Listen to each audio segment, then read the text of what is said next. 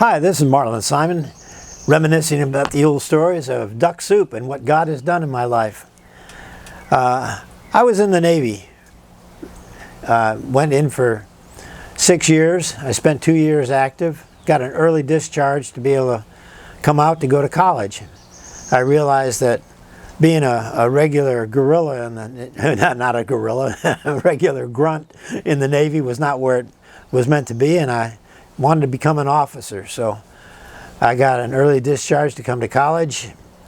So I'd been through the Mediterranean. I had been up in the North Atlantic above the Arctic Circle, and I was ending up my 2 years in the Mediterranean, and we ended up in the first Lebanon crisis. And most people didn't even know about it back here in the States when I got back, but we spent 28 days at general quarters expecting to go to war with Russia.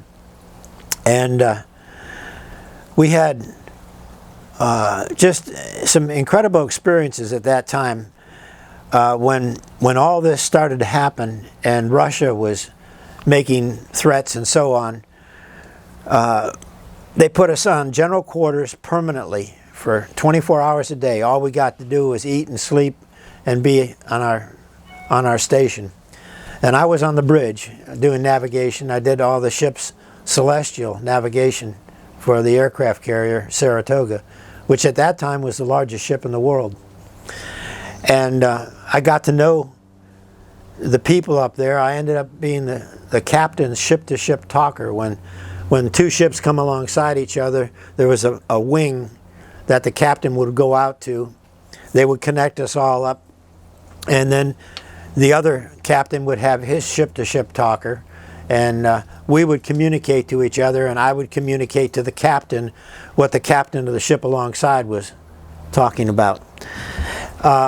Anyway, I applied for an early discharge by a couple months, it was all it was, to be able to go to college. And then we ended up at general quarters expecting to go to war with Russia, which would have changed absolutely everything. How tense was it? We were flying 35 aircraft over Lebanon every hour and a half. 35 aircraft would take off, 35 aircraft would land. And at that time, I was doing the ship's log, among other things, and I would stand right behind the captain and mark down each aircraft that came in and so on, and then I'd go back and put it in the ship's log. The experiences we had during that time, we were losing aircraft every other day or so. We lost, I can't remember how many aircraft, but we lost 5 pilots. We had aircraft coming back just shot up with holes. I remember going down on the hangar deck one morning, and there was a propeller plane, I'm not sure, AD-6 or so, that was so shot up that there was no way it could have flown. The holes in the wings and the tail and everything, it was amazing that he ever made it back to the ship, but it was just blown full of holes. And we weren't allowed to shoot back.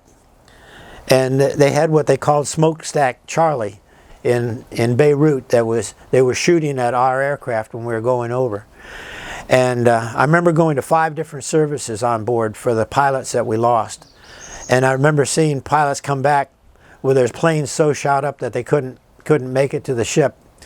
I remember at one time the pilot said, "I see the ship, I'm so many miles from you," and that stuff. "I've got to bail out right now." And then that was the last we heard from him, and we knew roughly where it was, and we saw a splash. It must have been about 4 or 5 miles from the ship. We saw the aircraft go in, and the pilot had punched out quite a ways up because it took him quite a while to come down, and then somebody yelled, "There's a parachute!"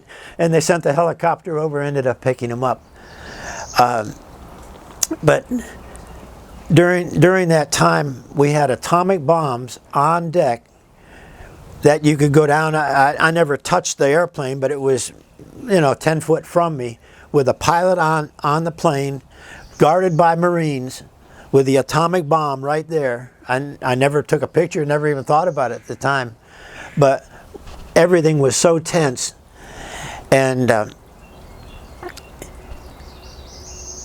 the crew and everybody was in this mode that everything made it twitchy. And I remember one of those days there, I was right behind the captain, and the aircraft, the guys flying that stuff, they were getting tired too. And one of the pilots slammed the plane down on deck, and they tried to slam him down hard, but he hit really hard, and one of the missiles that he was carrying came loose and started going down the deck. And one of the officers was right behind me, and he went, "Oh, look at that!" And of course the captain was in his chair, and he went, "Ooh, ooh, ooh, ooh." He's watching. He picked himself up in his hands, and he's going, "Ooh, ooh, ooh." Well, that got all the other officers on the bridge ran over to see what was going on, and then all these officers are crowding around me and around the captain, and we're watching this missile fishtail down the deck. And somebody said, "Is it going to explode? Will it explode now? Is it going to go off?" And instead of they come in on the angled deck, and the missile ended up going right off the edge of the angled deck into the catwalk. And when it did, everybody said, "It's going to explode when it hits the catwalk." It bounced up and must have went 25, 30 feet in the air. And they're all going, "Ah!" And then it went down and bounced onto the 5-inch 38 gun mount, hit that, and then bounced and went overboard. And everybody was just fried, and it never exploded. But the captain was absolutely twitching, and all the officers were kibitzing over it. And it looked like it took forever for this thing to fishtail down the deck before it went overboard. Another night, somewhere in the middle of the night, I was on watch, and it was glassy calm, and the ship could run up, try to get at least 30 mile an hour over the deck, and sometimes we get 33, 35 mile an hour over the deck, going almost top speed for the aircraft carrier. And the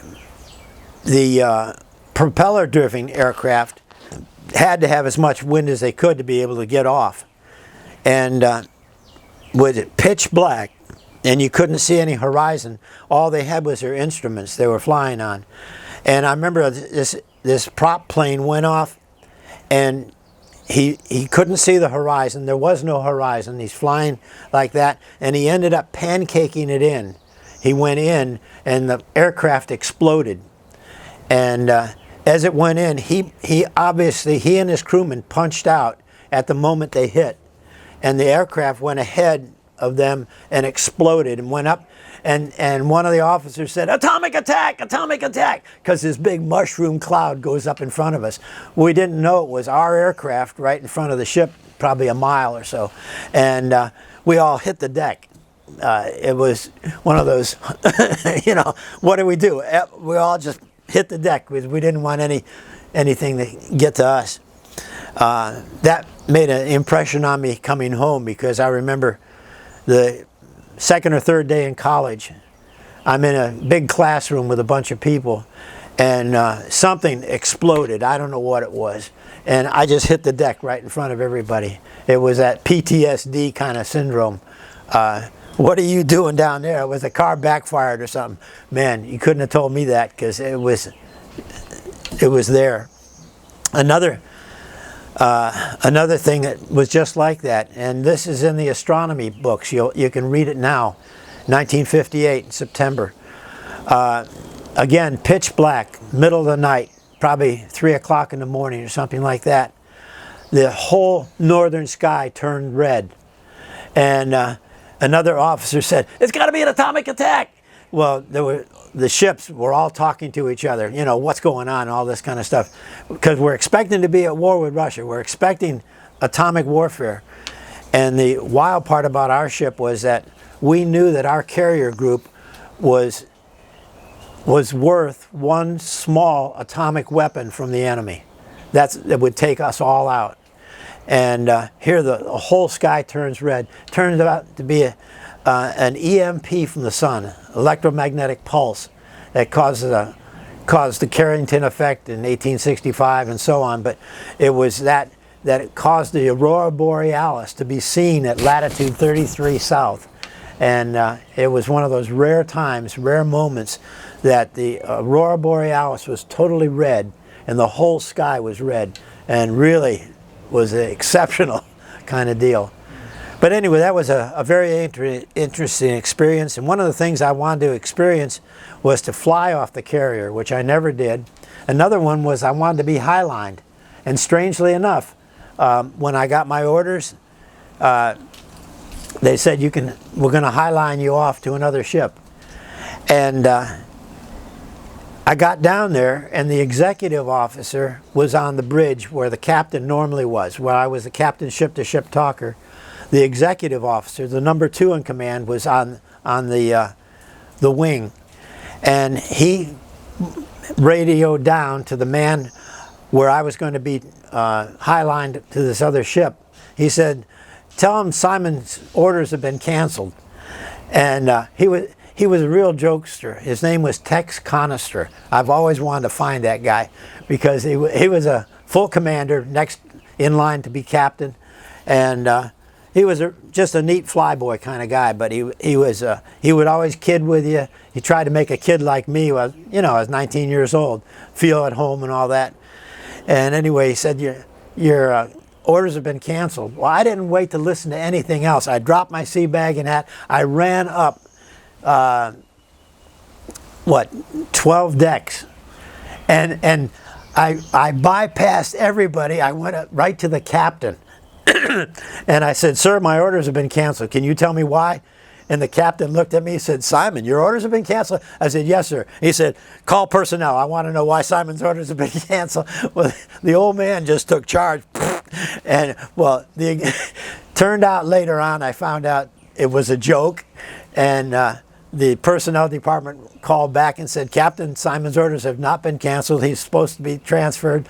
The captain said, "Go." And "Yes, sir." And I took off. Well, you don't normally go to a captain of the ship directly to the high man.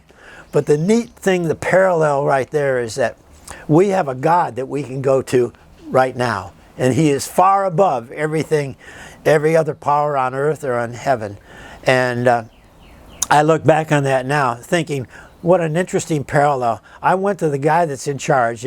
I didn't go up the chain of command. I didn't go through all the officers in my division and that stuff. I went right to the head man, and he knew me.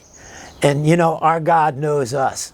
And it's just a neat parallel how God takes care of us, and he has it all under control. And I got highlined off and got another ship to come back to the States, and here I am, still alive today. God bless you. May God be with you.